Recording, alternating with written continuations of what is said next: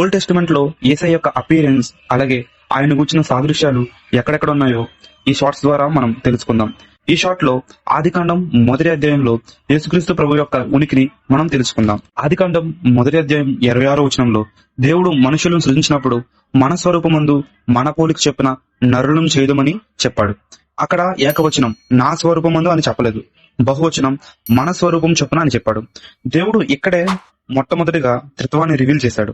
యేసుక్రీస్తు ప్రభువు త్రిత్వంలో 2వ వ్యక్తి కింద మనకు ఎలా తెలుస్తుందంటే యోహాను సువార్త 1వ అధ్యాయంలో ఆదియందు వాక్యమును, వాక్యము దేవుడి యొద్దుండును, ఆ వాక్యమే దేవుడి ఉండును, కలిగి ఉన్నవన్నీ ఆయన లేకుండా కలగలేదు అని వ్రాయబడి ఉంటుంది. ఈ వాక్యం యేసుక్రీస్తు ప్రభు కోసం వ్రాయబడిందని మనందరికీ తెలుసు. యేసయ్య సృష్టి ఆరంభంలో తండ్రి అయిన దేవునితో పాటు ఉన్నట్లు మనకి ఈ వాక్యం తెలియజేస్తుంది. ఆదికాండం 1వ అధ్యాయం 26వ వచనంలో దేవుడు చెప్పిన మన స్వరూపమందు మన పోలిక చెప్పిన అనే మాట యేసుక్రీస్తు ప్రభు వారితో చెప్పారని ఈ వాక్యం అర్థం.